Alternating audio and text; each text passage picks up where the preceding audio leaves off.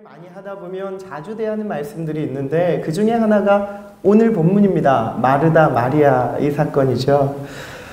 늘 하나님의 말씀을 대할 때는 본문을 낯설게 보는 것이 중요합니다. 낯설게 대해야 된다는 거예요. 내가 이 본문을 너무 잘 알고 있음에도 불구하고 그 본문을 대할 때에는 낯설게 처음 그 본문을 듣는 것처럼 대하셔야 된다라는 겁니다. 왜냐하면 우리가 가지고 있는 이 말씀에 대한 선입견이 하나님이 주시는 그 말씀을 말씀으로 받아들이지 못하게 막아서게 만들기 때문에 그렇습니다. 하나님이 우리에게 주시는 말씀이 있습니다. 특별히 헌신 예배를 드리는 8구 여전도회 위에 주님이 주시고자 하는 메시지가 있는 줄 믿고 말씀의 깊이 안으로 들어가는 우리 8구 여전도회 회원들 되시길 축복합니다. 오늘 본문은 배경 이해가 중요합니다. 한번 질문을 하겠습니다. 마리아와 마르다가 누구입니까? 굉장히 뜬금없죠? 갑자기 이 마리아가 마르다, 이 누구지? 이 누구긴 누굽니까? 이 성경에 뭐라고 말하고 있습니까? 오늘 누가복음이 아닌 요한복음 11장으로 넘어가면 이들의 가족관계를 잘 보여주고 있는 본문이 나오는데 마리아가 마리다의 오빠가 있었습니다. 그 오빠의 이름이 뭐죠? 나사로. 나사로였습니다. 죽었다가 다시 살아난 그 나사로의 두 명의 동생이 있는데 그 이름이 누굽니까? 마르다와 마리아죠. 요한복음 12장, 11장을 이제 나사로를 다시 살린 본문이라면 12장으로 넘어가면서 이 베다니라는 마을에 예수님을 위한 잔치가 벌어졌습니다.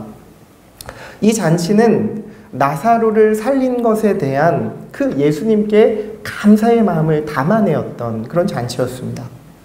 그런데 이 잔치에도 마르다는 일을 하고 있었다라고 그렇게 성경 기록하고 있습니다. 굉장히 재미죠? 누가복음에도 마르다는 일을 하는데 예수님을 위한 잔치에도 똑같이 마르다는 뭘 하고 있어요? 일을 하고 있습니다. 부엌 일을 하고 있습니다. 이 장면을 보면 어떤 생각이 듭니까? 우리 나이가 지긋하신 권사님들은 야, 마르다는 일복을 타고났구나. 우리 교회 오면 주방 일을 도맡아 하면 되겠네. 뭐 이런 생각을 하십니까?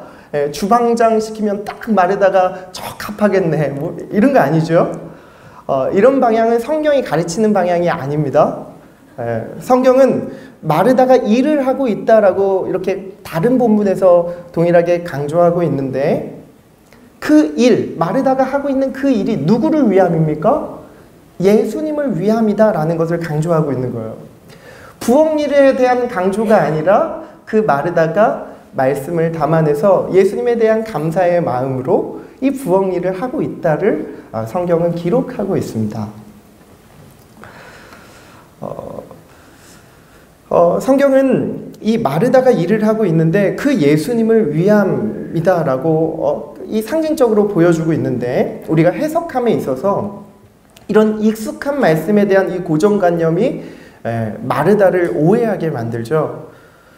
마르다는 주방 일을 좋아하고 주님이 원하시는 그 일보다 일하기를 좋아하는 그런 성향을 지닌 사람인가 보다라고 오해를 할 때가 많은데 그거는 성경의 강조점이 아니라는 겁니다. 감사의 마음을 담아냈다. 그 표현이 뭐라는 겁니까? 마리아는 주께 가까이 했고 향유컵을 깨뜨렸고 마르다는 일을 하면 몸을 사용하는 그 일을 통해서 주님께 마음을 담아냈다라는 거예요. 각자의 모습이 다르다라는 말씀입니다. 이런 잔칫날 마리아는 어떻게 합니까? 요한복음 12장 3절에 보면 지극히 비싼 향유를 예수의 발에 부었다 이렇게 표현합니다. 지극히 비싼 향유. 그리고 나서 예수의 발 위에 붓고 자신의 머리털로 주님의 발을 닦아내죠. 이 향유는 값으로 매기면 300데나리온이라고 표현하고 있습니다. 당시에 1데나리온은 노동자 한 사람의 하루 품삯입니다. 그러면 300데나리온은 며칠 일한 겁니까? 300일. 다시 말해서 1년치를 일한 1년 연봉을 주님의 발 앞에 깨뜨린 겁니다. 주님께 아낌없이 드렸습니다.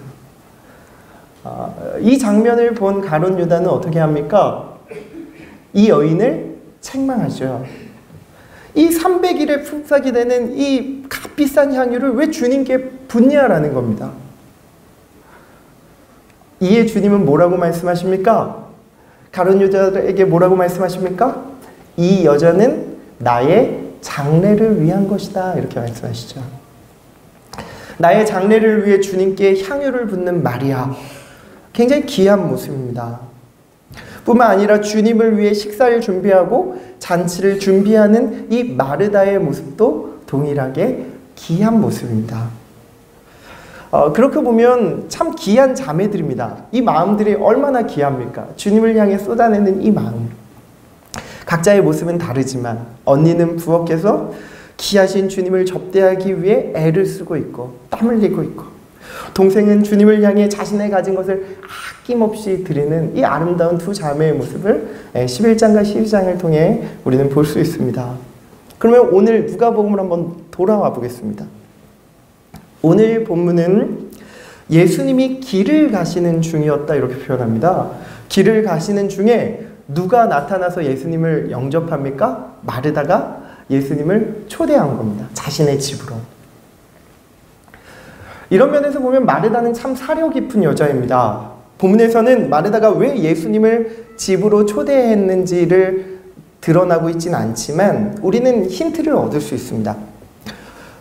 현재 예수님은 갈릴리에서 예루살렘으로 들어가는 길입니다. 예수님이 예루살렘으로 들어가신다는 말은 이 길 자체가 위험하다라는 것을 상징적으로 보여주는 본문입니다. 왜 예루살렘으로 가는 길이 위험한 길입니까? 죽음을 염두에 둔 길이기 때문에 그렇습니다. 갈릴리에서 시작한 그분의 사역은 늘 험난한 사역이었습니다. 하나님 나라가 가까이 왔음을 선포했고 회개할 것을, 주께로 돌아와 회개할 것을 선언했습니다. 뿐만이 아닙니다. 하나님 나라에서 일어날 법한 일들, 귀신을 내어 쫓고 죽은 자를 살렸고 병든 자를 일으켜 세웠으며 하나님의 복음의 말씀을 증거하는 그 놀라운 사역들을 예수님의 사역 가운데 드러났습니다. 만천하에 드러났습니다. 이런 예수님의 사역은 바리새인들과 종교 지도자들에게 엄청난 위협이 됐습니다. 그래서 예수님은 늘 유대 지도자들과 충돌이 일어났습니다. 마찰을 빚어냈습니다. 이런 상황에서 예수님도 고민에 빠졌을 겁니다. 더 이상 갈릴리 지역에서 내려가서 예루살렘을 꼭 들어가야 하는가, 그런 진지한 고민이 예수님의 마음 가운데도 동일하게 있었을 겁니다. 그럼에도 주님은 하나님의 뜻에 이끌려서 갈릴리 지역을 점점 빠져나와 예루살렘으로 향하고 있는 그 길 위에 누가 예수님과 제자들을 초대합니까? 마르다가 초청한 겁니다. 사랑하는 여러분, 예수님을 향하여 가시는 주님의 발걸음은 굉장히 무거웠습니다. 무거운 걸음이었습니다. 주님의 발걸음은 아픈 길이었습니다. 이런 길 위에 마르다는 예수님을 자신의 집으로 초대한 것입니다. 마르다는 예수님을 이해 없이 그냥 예수님 길 가는 그 중에 그냥 귀중한 분이니까 그렇게 예수님에 대한 깊은 이해 없이 초대한 것이 아닙니다.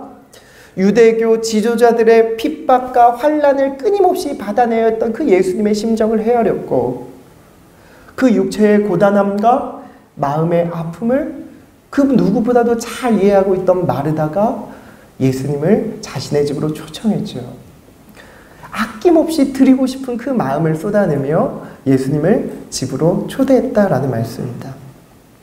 이처럼 마르다의 사려 깊은 마음은 이 주님을 초청했다라는 표현에서 우리는 잘 알 수 있는 대목입니다. 오늘 본문에 또 한 장면의 그림을 보여줍니다. 그것이 뭡니까? 마리아가 주님의 발 앞에 앉아서 말씀을 듣는 장면입니다. 그곳에는 제자들이 있었고 귀하신 주님의 말씀이 생생하게 들려줬을 겁니다. 오늘 우리가 이 성경 말씀, 독자라는 관점에서 우리가 성경을 읽어낼 때에 이 마르다와 마리아 참 귀하다, 우리는 이렇게 여길 수 있는 대목입니다. 예수님의 삶과 고단함을 이해하고 따뜻한 음식을 대접하기 위해서 부엌에서 통분서주하는 그 마르다의 모습, 얼마나 귀합니까? 뿐만 아니라 주님의 발치에 앉아서 주님의 세미한 음성조차도 놓치지 않고 그 말씀을 들으려 하는 이 마리아의 모습도 너무 귀한 모습이죠. 우리는 둘 다 아름다운 장면이라고 여기지만, 그런데 본문의 마르다는 이런 상황에 대해서 받아들이기가 어려웠나 봅니다.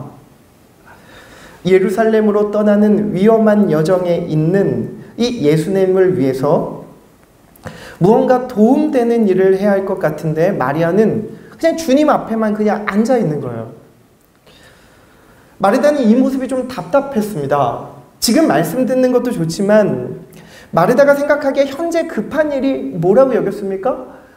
제자들을 대접하고 그 귀하신 예수님, 피곤하시고 고단하신 그 예수님을 대접하는 일이 먼저라고 여겼는데, 지금 마리아는 자신을 돕기보다는 그 예수님의 발치에 앉아서 예수님의 음성만 듣고 있는 겁니다. 그래서 마르다는 주님께 찾아갑니다. 참고 그러고 아마 찾아가지 않았겠습니까? 그리고 이렇게 얘기하죠. 주님, 제 동생이 나 혼자 일하게 두는 것을, 저 혼자 이렇게 일하게 두는 것을 아무렇지 않게 생각하십니까? 가서 거두러 주라고 제 동생에게 말씀해 주십시오 라고 주님에게 요청합니다. 마르다가 주님께 말한 내용은 누가 보더라도 옳습니다. 틀린 말이 하나도 없습니다. 오히려 이런 마르다에게 인간미가 느껴집니다.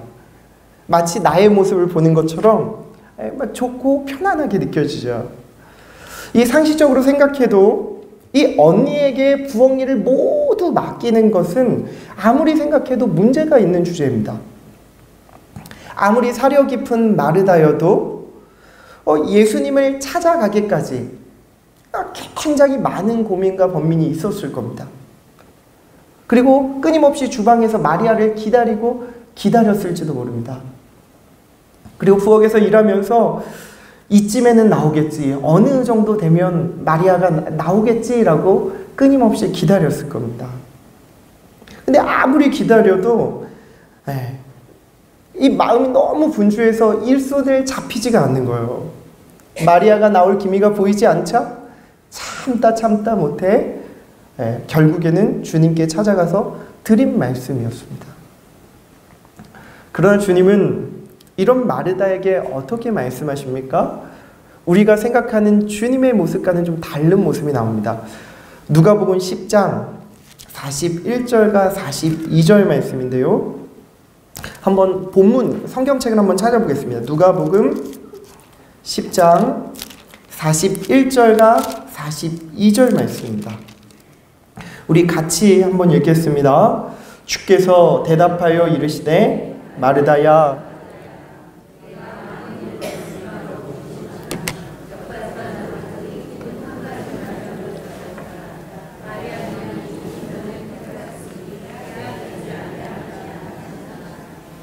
네.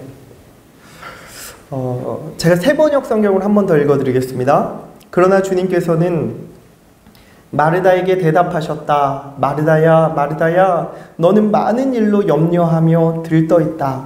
그러나 주님의 일은 많지 않거나 하나뿐이다. 마리아는 좋은 목을 택하였다. 그러니 아무도 그것을 그에게서 빼앗지 못할 것이다. 이 마르다의 불평에 대해 42절에 성경의 사본의 기록들은 좀 다르게 평가합니다.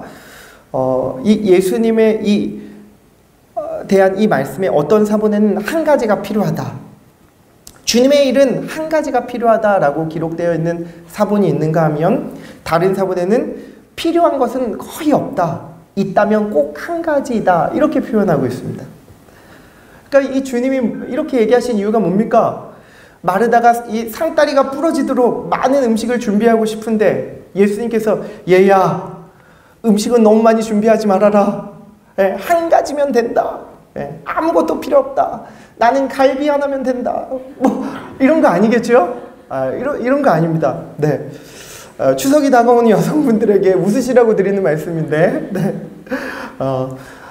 한 가지면 된다라는 것은 이 음식 하나면 된다 이런 의미가 아니라 예수님이 하신 말씀의 핵심이 뭡니까?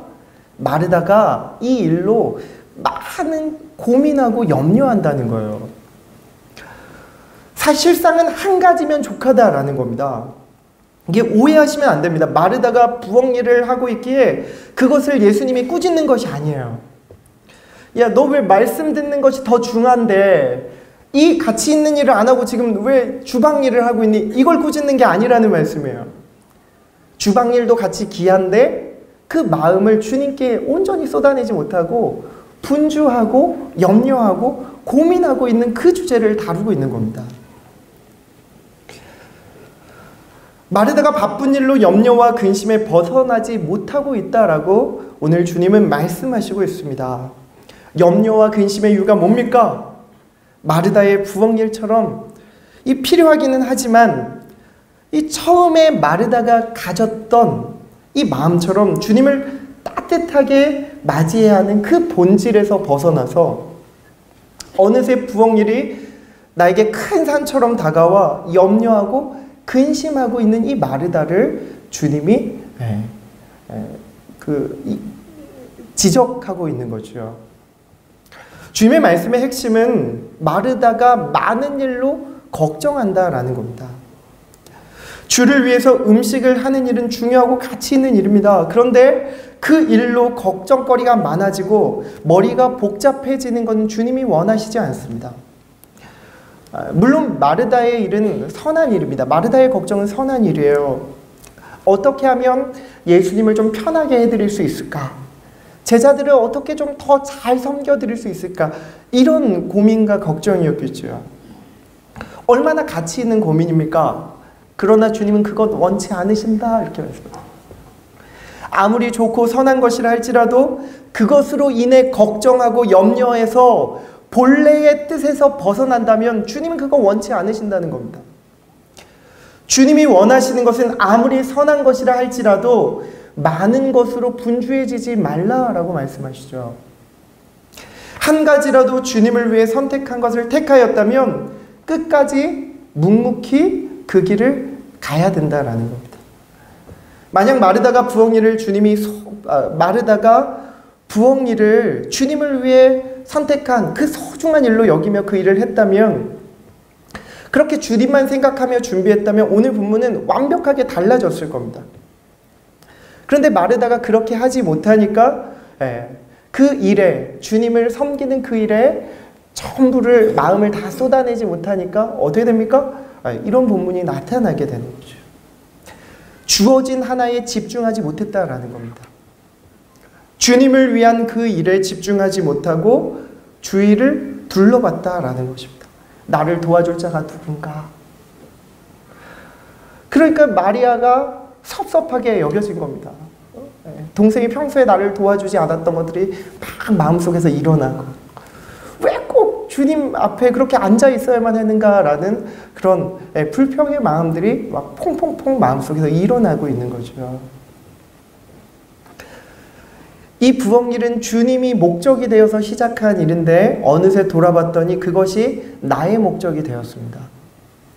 단지 하나에게만 집중하면 아무런 문제가 되지 않았는데 그렇게 하지 못했다라는 말씀이에요.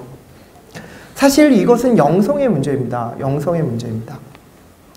하나님께 집중하지 못하는 것은 영성의 문제라는 말씀입니다. 우리의 영성이 건조해지면 아무리 한 가지에 집중하려고 해도 절대로 되지 않습니다. 자기 업적, 자기 집중, 자기 연민, 자기 집착, 이런 생각이 금세 뒤범벅이 되어서 한 가지 일에 집중하기가 어려워진다라는 말씀이에요. 예배를 드릴 때는 하나님의 영광만 생각하면 됩니다.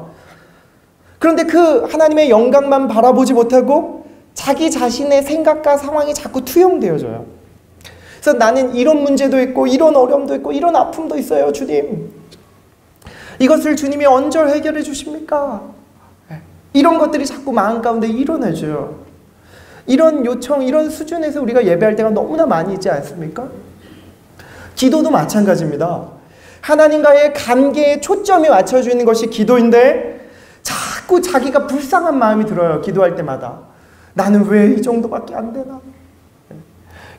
괜히 자신의 처지가 불쌍하게 여겨져요. 그래서 자꾸 그런 일들에 집착하게 되죠. 그래서 기도가 주님의 관계에 초점을 맞춰져 있고 기도가 산으로 빠질 때가 얼마나 많이 경험합니까? 왜 이런 일이 발생합니까? 예배가 어려워서 그렇습니까? 기도가 어려워서 그렇습니까? 아닙니다.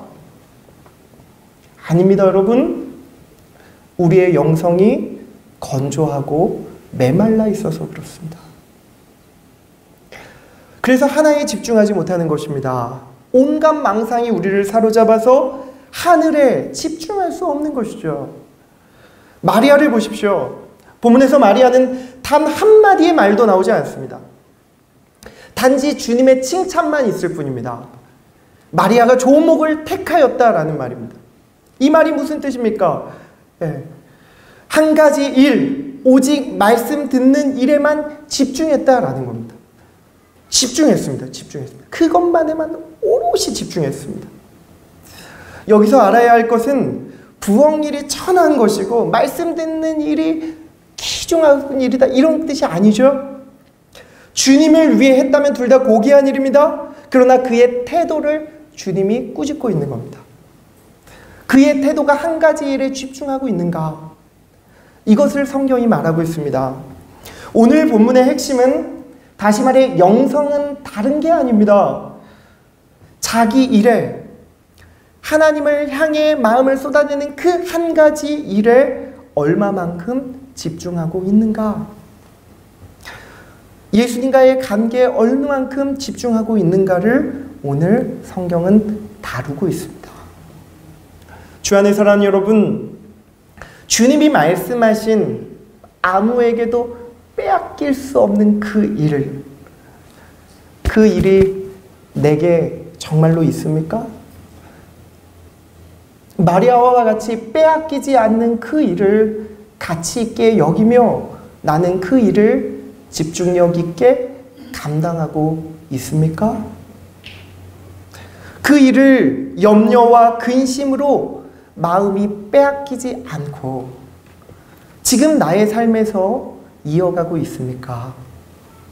주님을 사랑하여 예배하고 주님과의 관계에 정착하여 기도의 자리를 사모하고 주님의 사랑에 못 이겨 전도의 자리를 지키며 섬길 수 있는 게 몸밖에 없어서 가난한 자의 마음으로 성전을 찾아 나온 사람, 그 한 사람을 주님은 찾고 있다는 말씀입니다. 나의 삶 속에서 누구에게도 빼앗기지 않고 이어가고 있는 그 한 가지 일이 우리에게 있습니까? 예수님에게 집중하는 사람은 자신의 1년의 연봉도 아까워하지 않고 향유, 주님 앞에 기꺼이 깨어드릴 수 있습니다. 마리아가 향유를 깨트린 선택은 절대로 순간적인 행동이 아닙니다. 감정에 이끌려 향유를 깨트린 것이 아닙니다. 참 진리이시며 하나님 나라를 선포하시는 그 예수님을 알고 그 예수님에게 집중하였기에 무엇이 좋은 것인지를 바르게 깨닫고 아낌없이 자신의 소중하고 가치 있는 향유 옷값을 깨뜨렸습니다. 반면에 예수님에게 집중하지 못한 사람은 늘 계산합니다. 나의 가진 것을 어느 만큼 떼어드릴까? 주저하죠. 뿐만 아닙니다. 일을 일로 받아들여요. 어떤 봉사를 하고 해야 되는 그 일을 어쩔 수 없이 그 일을 감당하는 일로 받아들인다는 말씀입니다. 그리고 그 일을 어떻게 해야 됩니까? 이왕 하려면 완벽하게 맞춰야 된다고 생각하는 거예요. 주님이 원하시는 것은 그 일을 완벽하게 마치는 것이 아닙니다. 절대로 주님 그거 원하지 않으세요. 제가 좀 듬성듬성해 보이지만 제 성향 자체가 완벽주의자입니다. 굉장히 못 믿으시는 눈치인데 완벽주의자예요. 네. 제가 평소에는 그러니까 중요하다고 여기는 가치, 그 일을 어떻게 해서든 다 전부를 내어드립니다. 모든 걸 다 쏟아내는데 그 일들을 완벽하게 맞춰내고 그 어떤 성과가 나는 것이 굉장히 중요하게 여기는 그런 가치를 지닌 사람이라는 겁니다. 근데 주의 일을 하다가 늘 느껴요. 깨달은 게 있습니다. 주님이 이거 원치 않으시는구나. 내가 완벽하게 일을 마치고 그 일이 정말로 완벽했다. 야, 흠잡을 데 없다.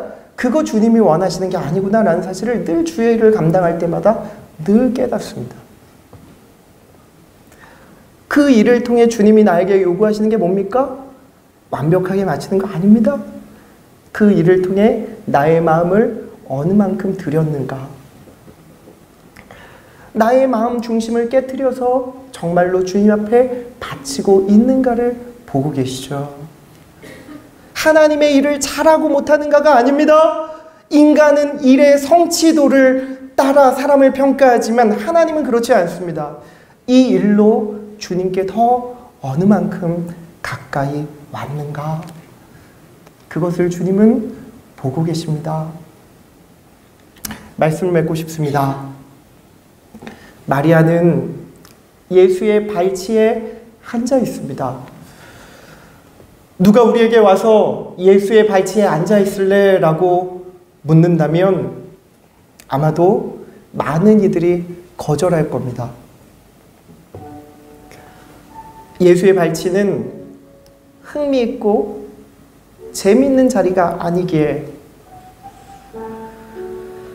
사람들이 재미를 느끼는 것, 돈과 영거리, 그런 주제가 아니기에 예수님의 발치에 앉는 걸 싫어하죠. 그러면 예수의 발치가 어디입니까?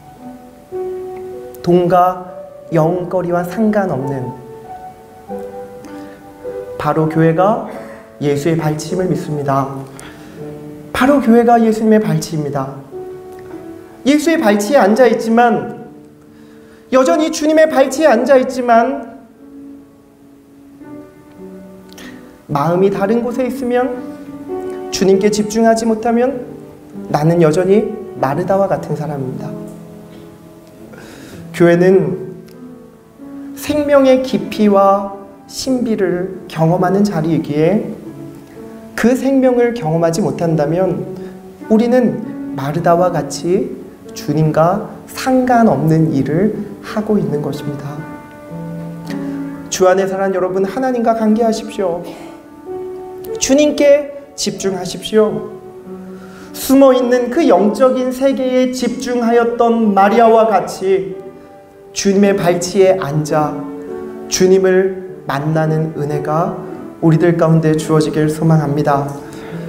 그러한 놀라우신 그 주님을 오늘 만나고 나의 그 빼앗기지 않는 그 일을 우리의 삶의 자리에 기어이 감당해내는 주의 백성들 되시길 축복합니다. 우리